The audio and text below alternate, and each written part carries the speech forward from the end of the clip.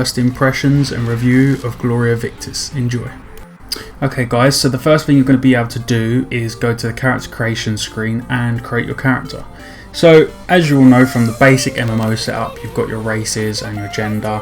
Currently, because this is an early access game, you can only be a male, a man, not a female or a woman, and you can only choose from 2 out of 4 of the races. So the first race that you can choose from is the Midlanders. They're more of a stealthy kind of bow-suited archer kind of race, like a general human I guess. And then you've also got the Izmirs, which are more the heavily built and the kind of big two-handed weapon with heavy armour kind of race. I'm not sure if the races actually affect your kind of play style.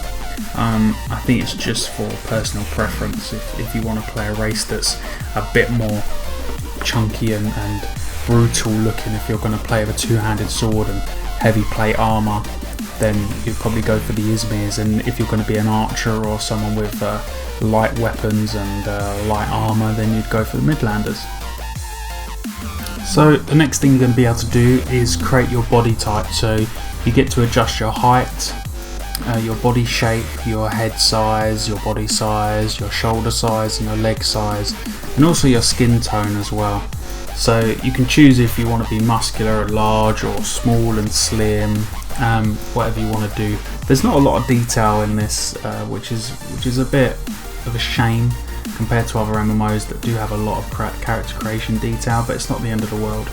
You're also going to be able to choose from a couple faces. Like I said, this is early access, so there hopefully is going to be more options when this game is properly released and finished and polished off a bit more. So you can choose from a couple faces. You can also choose some facial hair, and then also your general hair on your top of your head and the hair colour that you also want to choose. Okay guys, so the last part of your character creation is going to be choosing where you want to put your points, what stats you want to put them in, and also what character name you want and the equipment you want. So whether you want light armour, which gives you increased stamina and or quicker stamina regen and things like that, medium armour, which is just an average build, or heavy armour, which obviously gives you a lot more damage reduction but your stamina gets drained a lot faster. You're also going to be able to put points into either strength, constitution or dexterity. Wisdom you currently can't put points into, and also you'll see voice on there. You currently can't change your voice at the moment, as like I said before, it still is early access. So strength obviously increases your general damage. Constitution is going to increase your health and your health regen.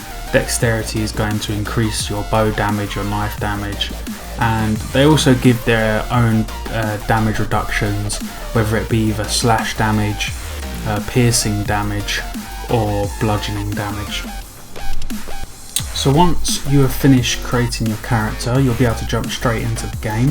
One thing I noticed about the game is you will start off by getting some small tips in the top left window, as you can see on my screen currently. These tips are really minor. They only show you the basic controls, and by the basic controls I literally mean how to draw your weapon, how to attack with your weapon, and how to open up your inventory and your crafting menu. One thing I noticed after playing the game for a while is there's not a lot of tips or direction on where you should go or what you should do. Where most MMOs lead you through a quest chain or some sort of direction of this is where you need to go to level up, this is what you need to do to level up, this is how you upgrade your gear or get better gear and weapons. GLORIA VICTIS really doesn't do that, which is quite a shame because it does leave you quite baffled when you first come into the game. You're not sure where to go or what to do at all really, and also there is a lot of lag in the game. I did try and connect to the lowest populated server, and my MS wasn't too bad. My FPS wasn't too bad either, but the lag was just unbelievable at certain points. It was really, really bad. So anyway, let's carry on and get on to the combat. So as you'll see from what I'm about to do, I'm going to start getting into combat now with my axe and shield. You can do basic attacks with your left click, you can block with your right click, and after blocking your enemy will take more damage if you do successfully block. The basic attacks are pretty simple, they're pretty basic. The one thing I don't like is that it doesn't seem very characteristic. It's very hack and slash, but it's just the same attack over and over again, even when you charge up your axe attack. One thing I do really like though is the bow mechanic. I like the fact that you have to actually aim yourself, and you have to aim high enough to hit the target. So if the target's really far away, you need to aim higher above their head, or if they're moving, you need to kind of shoot where they're moving to rather than where they are, depending on their distance. So like I said before guys, there's a lot of glitches and bugs in this game. As you can see here, I'm stuck in this small little area. It won't let me go back down the hill where I came from, or up the hill.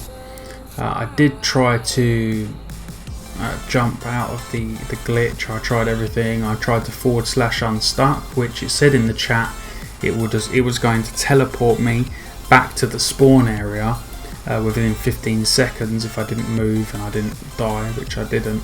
But for some reason it still didn't send me back to the respawn area. It didn't unstuck me, so I had to quit the game and reload up, which took me back to the main city, which was miles away where I was trying to go. So that was a real pain in the arse. So I did try out another weapon, which was a two-handed sword that I managed to get my hands on, which was definitely a lot more fun to use than the other basic one-handed melee weapons like the axe and the shield and also the knife and stuff like that. The two-handed sword was definitely more fun and did have a couple different hacks and attacks than the basic one-handers, which was good to see. But it was still quite basic, and it felt like the character wasn't part with the weapon, if you understand what I mean. The weapon felt like it was definitely separate from the character and just attacking by itself, and the character wasn't involved with the weapon's attacks, as the body movement wasn't swinging as much as I thought it should with the weapon. It felt really basic. One thing I really did enjoy about this game was the exploration through the map, and actually seeing the scenery graphics was a lot more interesting than the character graphics itself. The scenery is actually quite good in this game. The sunray lights graphics are really impressive. The water's pretty good. The way the grass and the leaves on the trees swing and the shadows is quite good overall. It's just a shame that the character mechanics are so stiff and let down the fluidity of the gameplay overall. And the combat is quite weak apart from the bow and arrow, which I think they've done really well on. But the melee combat itself is really lacking. So my final impressions and review on this game would be that it definitely has a lot of potential to become a really interesting and fun game.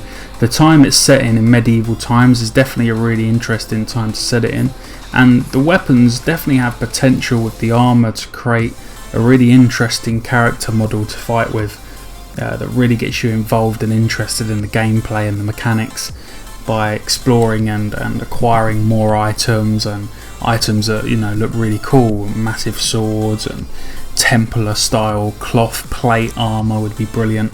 But the one thing that it lacks in overall is the fact that the combat is just so slow and so robotic. It doesn't have any fluidity to it whatsoever. It's really robotic and it just doesn't feel real at all, apart from the bow and arrow. The bow and arrow definitely, I feel, is really good. It's definitely their ace in the hole, but the melee weapons are not good whatsoever in the combat mechanics.